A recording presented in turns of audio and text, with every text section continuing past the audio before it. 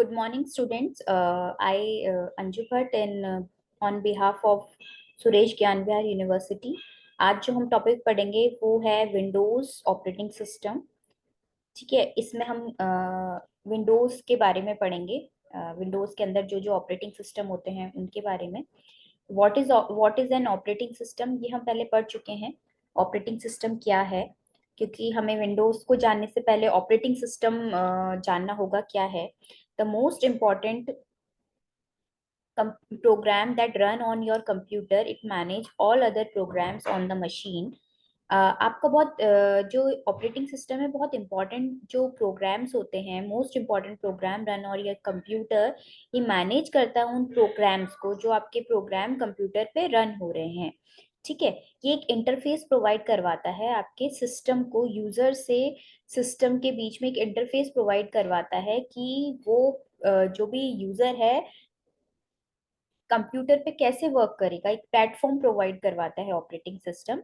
Every PC has to have one to run other application और programs. It's the first thing loaded. वो सबसे पहले क्या होता है कि जब भी हम प्रोग्राम रन कराते हैं सबसे पहले वो क्या करता है, लोड करता है उस प्रोग्राम को, उसके बाद वो रन होता है। तो ऑपरेटिंग सिस्टम जो है वो कौन कौन से टास्क परफॉर्म करता है।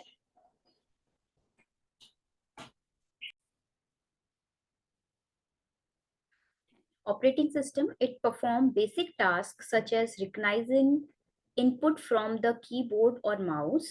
हम इसमें क्या करते हैं, इनपुट को रिकग्नाइज करते हैं, पैच करते हैं। कहाँ से करेंगे, वो कीबोर्ड और माउस से करेंगे। देन उसके बाद sending output to the monitor, वो मॉनिटर पे सेंड हो जाएगा। ठीक है, तो that is called output. Then उसके बाद हम क्या करते हैं, कीप ट्रैक। ऑपरेटिंग सिस्टम के फंक्शंस होते हैं, वो इनपुट देता है, आउटपुट देता है, प्रोसेस करता है। ये सारा काम कौन करता है, प्रोसेसिंग करता है। Keeping track of files and directories on the disk. आपकी जो फाइल और डायरेक्टरी है वो सारे डिस्क जो है डिस्क के अंदर ट्रैक करके रखता है वो।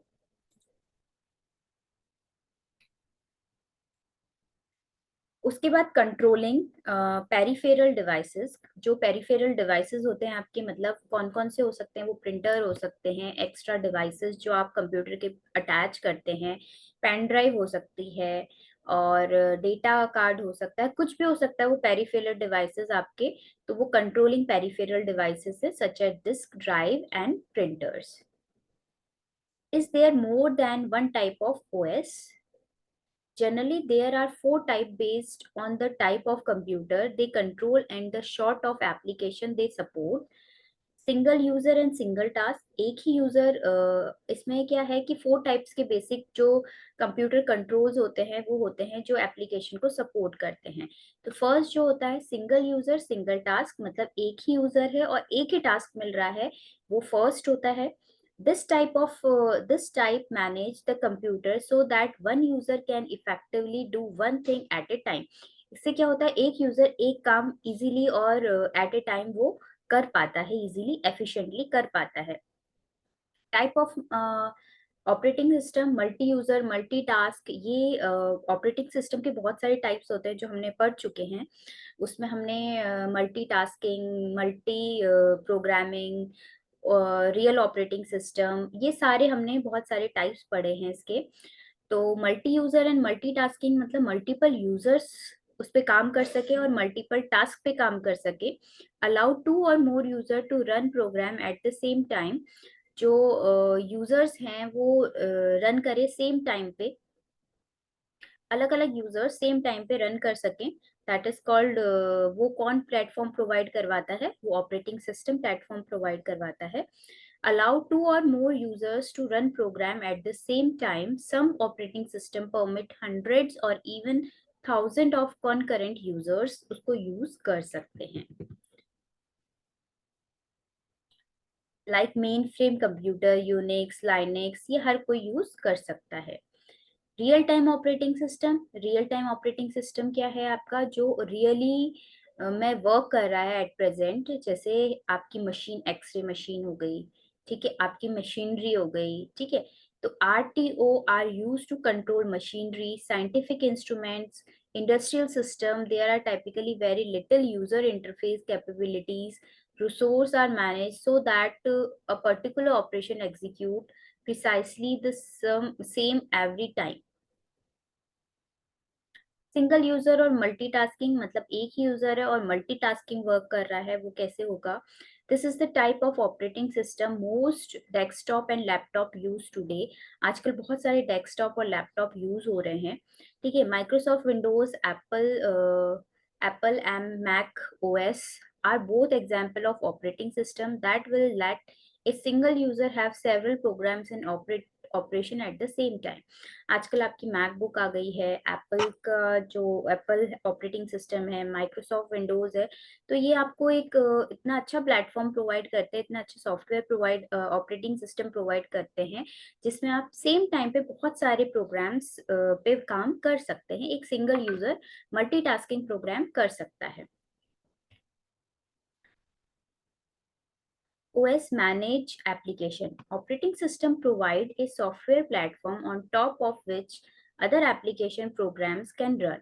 The application program must be returned to run on a particular operating system.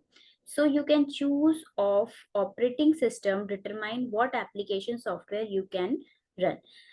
इसमें क्या बोल रहा है कि जो आपका ऑपरेटिंग सिस्टम है वो एक सॉफ्टवेयर प्लेटफॉर्म चाहिए होता है उस एप्लीकेशन प्रोग्राम को रन करने के लिए। ठीक है, application program must be return run on particular operating system. जो ऑपरेटिंग सिस्टम के ऊपर रन होते हैं एप्लीकेशन प्रोग्राम्स, अगर ऑपरेटिंग सिस्टम नहीं होगा तो एप्लीकेशन प्रोग्राम रन नहीं होंगे।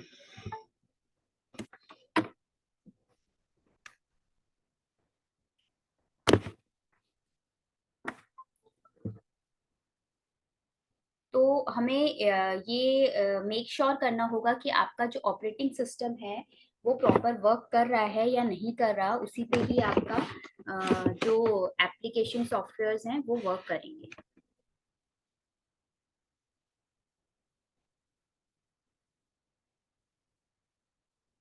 Operating system function. Beside managing hardware, software resource on the system, the OS must manage resource and memory.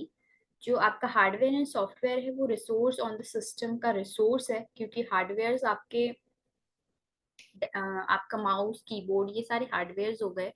और आपका सॉफ्टवेयर कौन सा होगा जो आपके इसमें रन कर रहा है, जो भी सॉफ्टवेयर, ठीक है, वो सारा रिसोर्स मैनेज होता है ओएस के थ्रू, और वो कहाँ पे स्टोर होता है? मेमोरी के अंदर। There are two broad task to be accomplished. OS memory storage and management. OS क्या करता है? मेमोरी स्टोरेज भी करता है और मैनेज भी करता है। Each process must have enough memory in which to execute. मतलब हर एक मेमोरी के पास इनफ मेमोरी होता है। Enough memory must be enough memory in which to execute each process. मतलब हर एक प्रोसेस के लिए हम को इतनी मेमोरी रिक्वायर्ड होती है कि वो इजीली एग्जीक्यूट हो जाए। मतलब मैं कोई काम कर रही हूँ तो हमारे पास, मुझे पता है कि इसमें इतनी मेमोरी मुझे नीड है, तो वो मेमोरी उतनी होनी चाहिए। मतलब 15 GB RAM, terabyte, megabyte, megabyte तक आपका जो हार्ड डिस्क है वो होनी चाहिए, जिससे रैम होनी चाहिए, जिससे क्या है कि आपको जो भी प्रोग्राम्स अगर रन करवाने हैं, सेव कराने हैं, तो वो इजीली हो सके। अगर स्पेसिंग नहीं होगी तो वो मैनेज कैसे करेगा? तो मेमोरी स्टोरेज और मैनेजमेंट भी ओएस करता है। It can neither run into the memory space of another process. वो रन भी कराता है और मेमोरी स्पेस के अलावा और कहीं भी वो रन करा सकता है। ये ओएस पे डिपेंड करता है कि वो क्या करता है। आप देखिए मेमोरी मैनेजमेंट, सबसे पहले सीपीयू, फिर वो कैश मेमोरी में गया, फिर रैम में गया, फिर वर्चुअल मेमोरी और फिर डिस्क स्टोरेज। मतलब आपका जो सीपीयू है वो उसका मेमोरी मैनेजमेंट कैसे होगा? कैश मेमोरी आपकी होती है शॉर्टेड, सबसे शॉर्ट मेमोरी होती है। तो उसमें क्या होता है कि कैश मेमोरी में कोई भी डेटा सर्च कर रहा है तो वो सबसे पहले कैश मेमोरी में जाता है। ठीक है, अगर वो कैश मेमोरी में डेटा मिल जाता है दैट इज कैश हिट। अगर डेटा नहीं मिलता है दैट इज कैश मिस। तो उसके बाद वो रैम में ढूंढता है, अगर वहां डेटा नहीं मिलता फिर वो वर्चुअल मेमोरी के पास जाता है और डिस्क स्टोरेज में देखता है कि वहां पे कोई डेटा तो नहीं पड़ा। तो ये सारी चीजें वो मेमोरी मैनेजमेंट में होता है। The different type of memory in the system must be used properly so that each process can run most effectively. मतलब इसमें जो डिफरेंट टाइप ऑफ मेमोरी है सिस्टम के अंदर उनका यूज प्रॉपरली होता है हर एक प्रोसेस के लिए और वो इफेक्टिवली रन करती हैं. Cache memory is section of a computer's memory which temporarily retain recently accessed data in order to speed up repeated access to same data. Cache memory क्या करती है, आपने देखा होगा फोन पे जो आपके टैब्स ओपन रह जाते हैं रिसेंटली, जो आप वर्किंग कर रहे हैं वो ओपन रह जाते हैं, तो वो सारा किस में होता है, कैश मेमोरी के अंदर होता है. ऐसे ही अगर मैं अलग अलग टैब्स ओपन कर रही हूँ तो वो टैब्स जो हैं वो आपके कहाँ पे सेव रहेंगे, कैश मेमोरी में. आपके नीचे टास्क बार होता है, ठीक है, टास्क बार होता है, वहां पे वो स्टोर रहता है, वो वहां पे आपके ओपन रहते हैं, तो आप इजीली देख सकते हो कि कौन कौन सी टैब्स मेरी ओपन है. ऐसे ही आप मोबाइल में भी कर सकते हो. तो वो क्या होता है, वो जो रिसेंटली ओपन टेम्परेरी रिसेंटली जो डेटा आपने एक्सेस करा होता है वो ओपन करा हुआ होता है, वो सारा किस में होता है, कैश मेमोरी में होता है. जैसे इसमें ये एग्जांपल दे रखा है बुक्स, आपको बुक सामने दिख रही है, तो वो आपको रिसेंटली आप जो डेली यूज की बुक्स पढ़ते हो वो आपके सामने रखी हुई होंगी, ठीक है, और जो आप नहीं पढ़ते वो थोड़ी पीछे की साइड रखी होंगी. तो डेली यूज की जो बुक्स हैं वो आपको सामने ही दिखेंगी, तो सबसे पहले सर्च आप कहाँ करोगे, सबसे पहले आप सामने सर्च करोगे, उसके बाद बैक में सर्च करोगे. तो it provide rapid access, rapidly access करता है without having to wait for system to load. बिना किसी सिस्टम लोड के वो फटाफट एक्सेस करके आपको डेटा प्रोवाइड करवा देता है, किसमें, कैश मेमोरी में. RAM memory, random access memory is the best known form of computer memory. RAM आपकी ये होती है, ये तो होती ही है मेमोरी में. रीड रैंडम एक्सेस मेमोरी, इसमें हम रीड और राइट दोनों कर सकते हैं, इसीलिए रैम होना जरूरी है. आपकी रैम कितनी है वो आपके जो भी आप परचेज करते हैं कंप्यूटर उस पर डिपेंड करती है. RAM is considered random access because you can access any memory can cell directly if you know the row and column that intersect at the cell.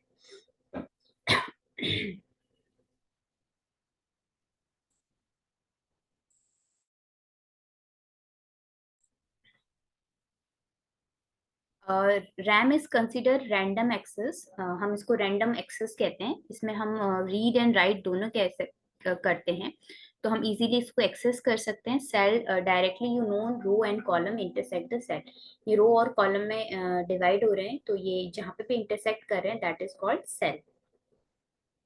RAM memory, the more RAM your computer has, the faster program can function. The two main type are called DRAM and SRAM. RAM के two types होते हैं, D RAM और S RAM, dynamic RAM और static RAM. S RAM is faster than D RAM, S RAM faster होता है as compare to D RAM, क्योंकि S RAM होता है स्टैटिक, उसमें कोई चेंजेस नहीं होते. डायनेमिक आपका चेंजेबल होता है but more expensive as compare to D RAM, more expensive होता है. That if power is turned off, then all data left in RAM that has not been saved to the hard drive is lost. अगर हम data को save नहीं करते तो वो data lost हो जाता है, वो रैम में से डेटा लेफ्ट हो जाता है. तो हमारा डेटा जब अगर पावर ऑफ होता है, अगर आप उसको सेव नहीं कर रहे, अगर आप सेव कर रहे हैं तो वो डेटा तो स्टोर हो जाएगा हार्ड ड्राइव में. अगर सडनली पावर ऑफ हो गया और आपने सेव नहीं किया तो वो डेटा लॉस्ट हो जाएगा. Virtual memory, a method of using hard disk space to provide extra memory. Virtual memory मतलब आपको एक extra memory provide करवाती है disk space के लिए. इस similar additional RAM, एक तरह से additional RAM बोल रहे हैं हम इसको. In Windows, the amount of virtual memory available equal the amount of free RAM plus the amount of disk space allocated to the swap file. ये वर्चुअल मेमोरी है आपकी, ये देखिए आप इसमें लिख रखा है हार्ड डिस्क, इसमें कितनी फ्री स्पेस है डी ड्राइव में, इसकी मिनिमम मैक्सिमम विड्थ कितनी है, ये सारी इसमें वर्चुअल मेमोरी की. This setting can advise effective set performance and should be adjustable by advance user system administration only. आप इसमें आप इसको डिवाइड कर सकते हैं, आपको कितनी वर्चुअल मेमोरी रिक्वायर्ड है वो आप इस पे सेट कर सकते हैं. Virtual memory and swap file. ये वर्चुअल मेमोरी है, फिजिकल मेमोरी, एड्रेस मेमोरी, ये चिप है, और आपकी डिस्क ड्राइव है। ठीक है, ये इससे कनेक्ट हो रही है। Swap file is an area of your hard disk, ये एरिया होती है हार्ड डिस्क की, that is set aside for virtual memory. Swap file can be either temporary और परमानेंट। स्वैप फाइल्स या तो आपकी टेम्परेरी होंगी या परमानेंट होंगी।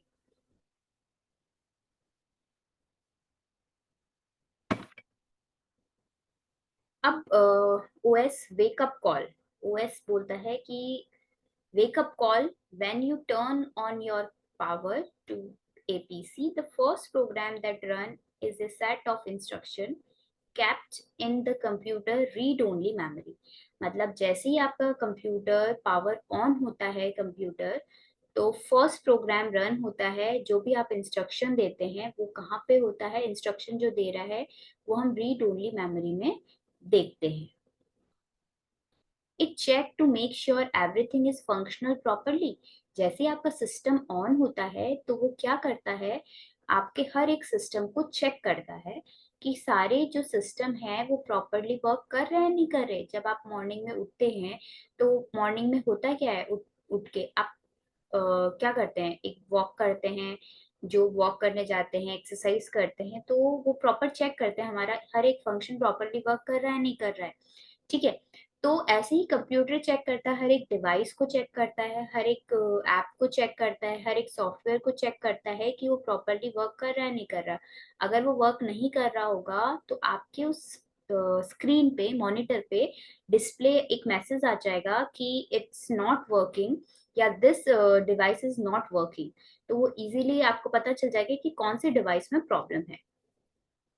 It check the CPU, memory and basic input output system for errors। कोई भी एरर होते हैं उसको चेक करता है वो basic input output system. Once successful the software will begin to the activate. एक बार सक्सेसफुल वो आपके वेकअप हो जाता है तो उसके सॉफ्टवेयर सारे एक्टिवेट हो जाते हैं डिस्क ड्राइव में। It then find the first piece of operating system, the bootstrap loader। इसी को हम बोलते हैं bootstrap loader। ये आपके सिस्टम को बूटिंग करता है और हर एक सिस्टम को, हर एक डिवाइस को चेक करता है कि कहीं पे कोई प्रॉब्लम तो नहीं है। ये फाइंड करके आपको सर्च करके देता है। Booting the PC. The bootstrap loader is a small program that has a single function. It loads the operating system into memory and allow it to begin operation. Bootstrap loader क्या करता है, small small programme से बना होता है। वो हर एक single single functions को चेक करता है, उसमें लोड होता है इस ऑपरेटिंग सिस्टम में, हर एक मेमोरी को चेक करता है और सारे ऑपरेशन शुरू से स्टार्ट करता है। The bootstrap loader step up the small driver program that interface with and control the various hardwares। ये क्या करता है, bootstrap loader setup the small drive program, setup करता है स्मॉल ड्राइवर प्रोग्राम में और इंटरफेस प्रोवाइड करवाता है वेरियस हार्डवेयर्स के साथ। It setup the division of memory, user information and application. ये सेटअप करता है मेमोरी के साथ, यूजर इंफॉर्मेशन के साथ एंड एप्लीकेशन के साथ। वो क्या करता है, सेटअप करता है। It establish the data structure need to communicate within and between the subsystem and the application of the computer। ये क्या कर स्टैब्लिश करता है डेटा स्ट्रक्चर को, और उसको जरूरत होती है कम्युनिकेट करना अपने सब सिस्टम एंड एप्लीकेशन के साथ। कंप्यूटर के जो भी एप्लीकेशंस हैं और उनके सब सिस्टम है उसके साथ वो कम्युनिकेशन करता है और स्टैब्लिश करता है उसको। Then in turn control of the computer over the operating system. उसके बाद उसकी वो टर्न कंट्रोल, जो भी उसकी कंट्रोलिंग सिस्टम्स हैं उनको कंट्रोल करता है पूरे ऑपरेटिंग सिस्टम में। ये विंडो डेस्कटॉप है। योर डेस्कटॉप में लुक दिस, इस टाइप का आपका डेस्कटॉप दिखता है। इसमें आप देख सकते हैं ये जो नीचे की है वो टास्क बार है। ठीक है, यहाँ माई कंप्यूटर हो गया, नेटवर्क हो गया, है ना, रिसाइकिल बिन हो गया, इंटरनेट हो गया, माई डॉक्यूमेंट्स, अलग अलग फोल्डर्स बने हुए हैं। देखिए like this. How do I tell the OS what I want to do? You must continue to give the operating system commands that are expected, accepted and executed. हम continue क्या करते हैं, ओएस को commands देते रहते हैं और वो उसको एक्सेप्ट करता है और एग्जीक्यूट करता है. The first command was pushing the on button which start the boot process. सबसे पहले हम क्या करते हैं, कंप्यूटर के स्विच को ऑन करते हैं. नीचे जो सीपीयू में नीचे स्विच होता है उसको ऑन करते हैं.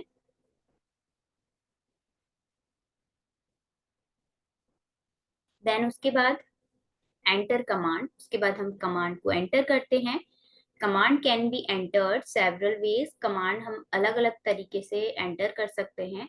थ्रू ए कीबोर्ड, पॉइंटर और clicking on an object with a mouse. Graphical user interface, sending a command from another program. यहाँ पे हम क्या कर रहे हैं,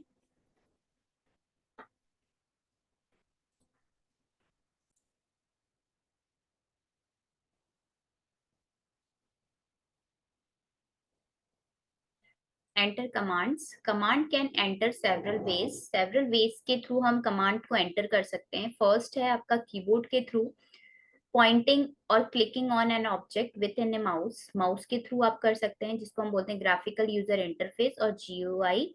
sending a command from another program. Windows, Mac are GUI, graphical user interface. जो Microsoft Windows and ऐप मिस्चोस ऑपरेटिंग सिस्टम और ग्राफिकल यूजर इंटरफेस और जीयूआई. जो माइक्रोसॉफ्ट विंडो और एप्पल के जो ऑपरेटिंग सिस्टम्स हैं वो सारे क्या ग्राफिकल यूजर इंटरफेस को फॉलो करते हैं. ठीक है, उनको वो सारे ग्राफिकल यूजर इंटरफेस होते हैं क्योंकि आपका जो सिस्टम होता है उसमें ग्राफिक्स भी होते हैं, वीडियोस भी होते हैं, सारी चीजें होती हैं, तो वो इंटरफेस होता है ग्राफिकल यूजर इंटरफेस का.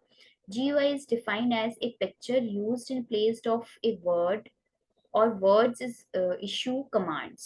और वो वर्ड्स क्या करते हैं, कमांड को इशू करते हैं.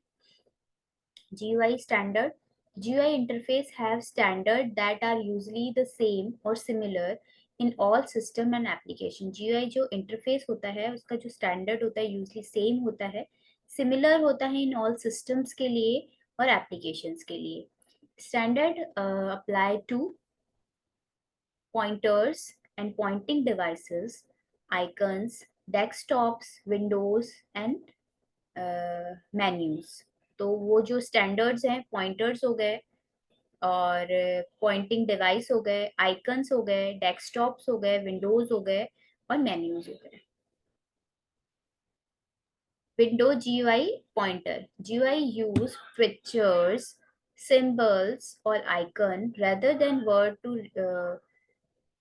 represent some objects or function. For example, a pointer or mouse pointer is a small arrow or other symbol that move on the screen as you move a mouse. ये cursor होता है. ठीक है, इसके according आपका जो भी आपको मूव कराना है, पिक्चर्स मूव करानी है, टेक्स्ट करना है, वो सब मूव होती है.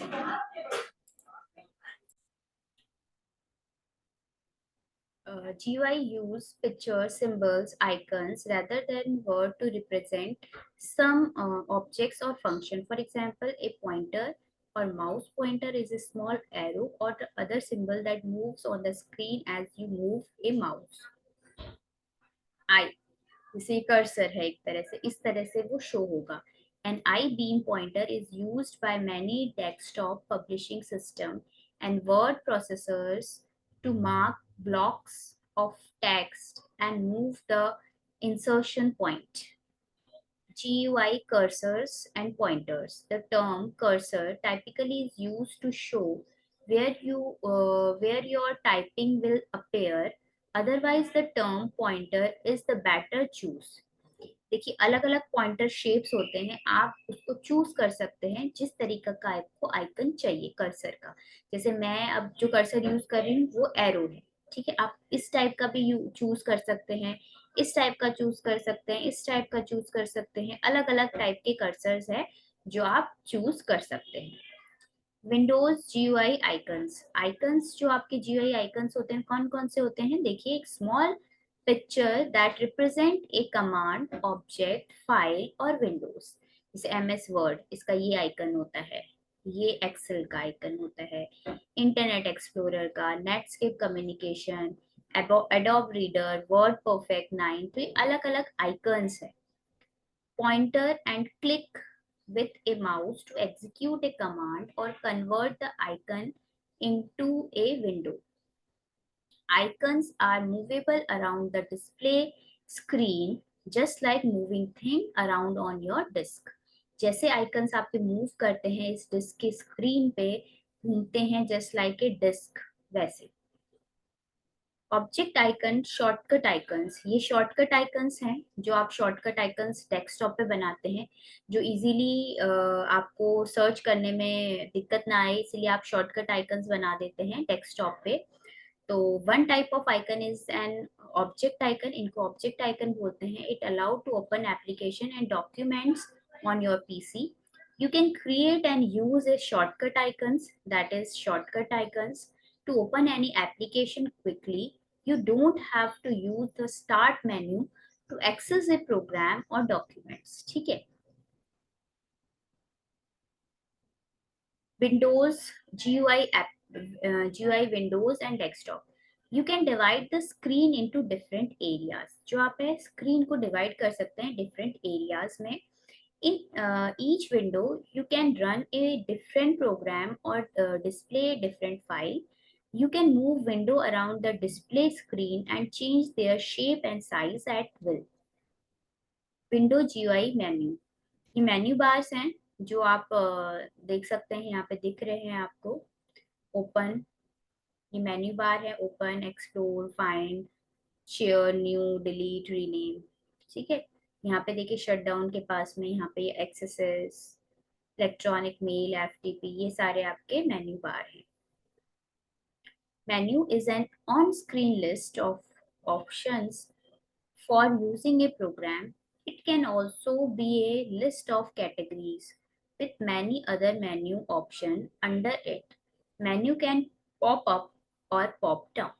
Menu आपका pop up भी हो सकता है, pop down भी हो सकता है. GUI share data. Because the formats are well defined, different programs that run under a common GUI can share data. This make it possible, for example, to copy a graph created by a spreadsheet program into a document created by a word processor. ठीक है, उसको हम बोलते हैं word processor. जो document create होती है, share करते हैं, वो वर्ड प्रोसेसर, स्प्रेडशीट या ये सारे हो सकते हैं. Part of desktop. This is my computer, this is my document. Network, neighbourhood या नेटवर्क होता है simple. Recycle bin, quick tool bar, ये आपकी टूल बार है ऊपर वाली.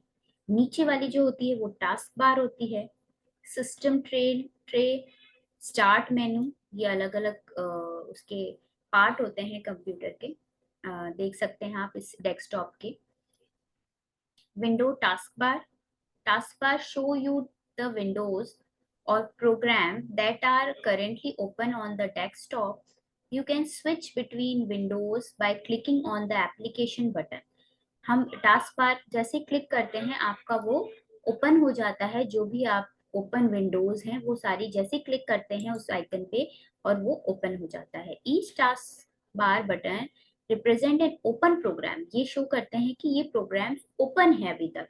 जैसे ही आप कंप्यूटर को शट डाउन करते हैं तो वो पूछता है कि can you save this program. तो यस करते हैं तो वो सारे जो भी प्रोग्राम्स ओपन होते हैं उनको क्लोज करता है, उसके बाद ही शट डाउन होता है. या फिर आप सिंपल स्लीप करते हैं तो वो स्लीप होता है, अदरवाइज वो शट डाउन करेगा तो सारे प्रोग्राम्स को क्लोज करके ही शट डाउन करेगा. That is window tabs.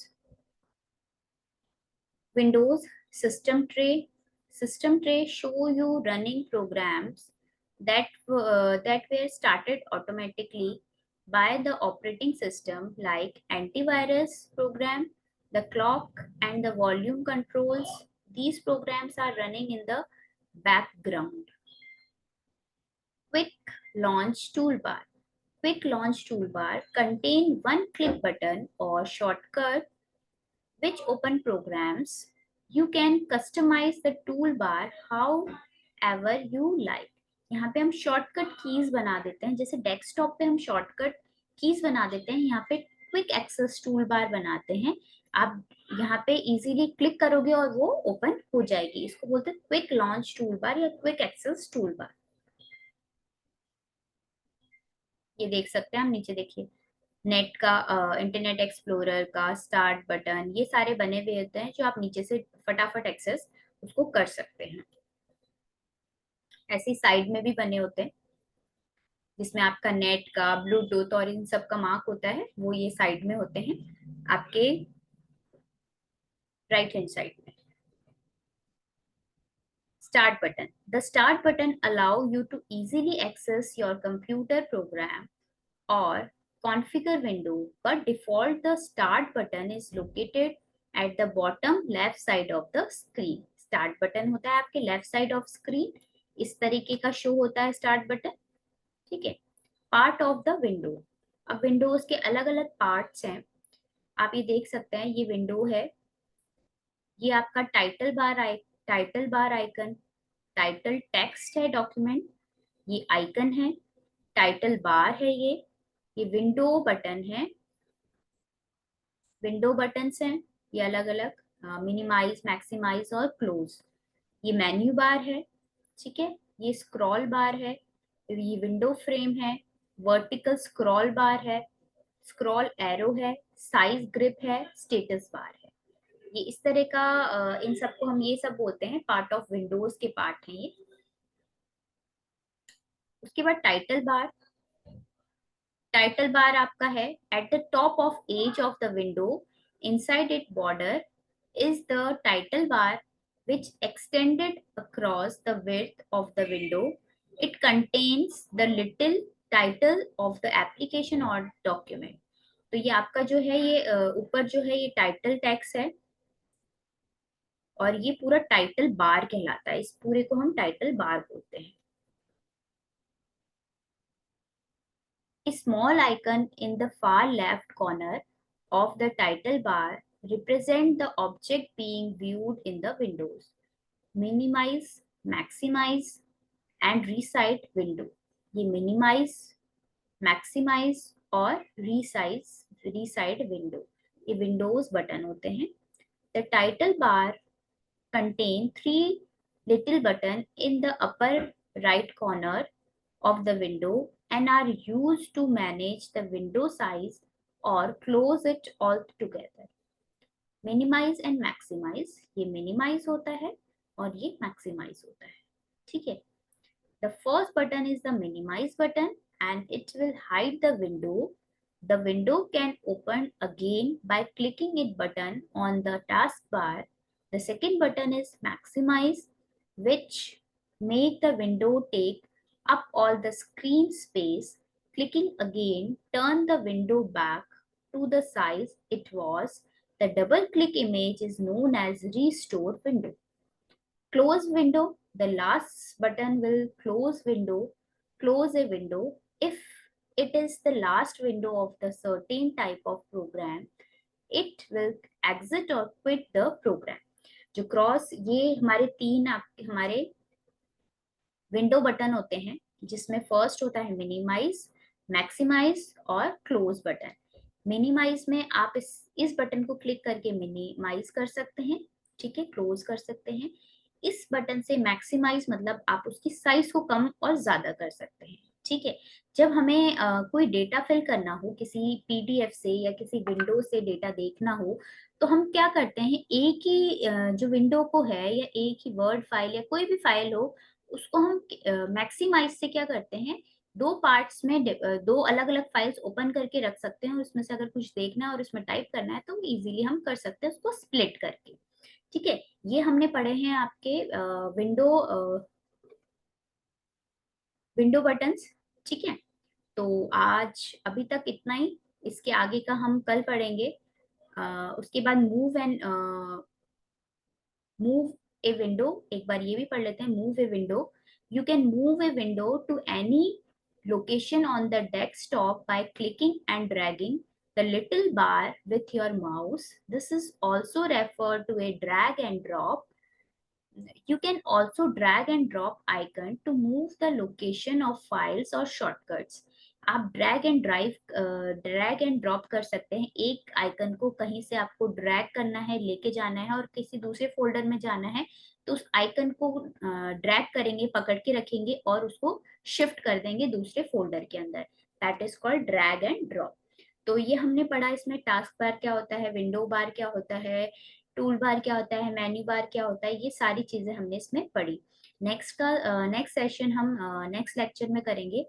I hope आपको ये सब समझ में आया होगा। तो अभी तक के लिए इतना ही। Thank you so much.